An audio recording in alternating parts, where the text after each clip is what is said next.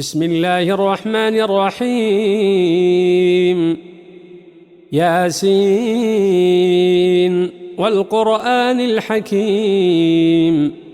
إنك لمن المرسلين على صراط مستقيم تنزيل العزيز الرحيم لتنذر قوما ما أنذر آباؤهم فهم غافلون لقد حق القول على أكثرهم فهم لا يؤمنون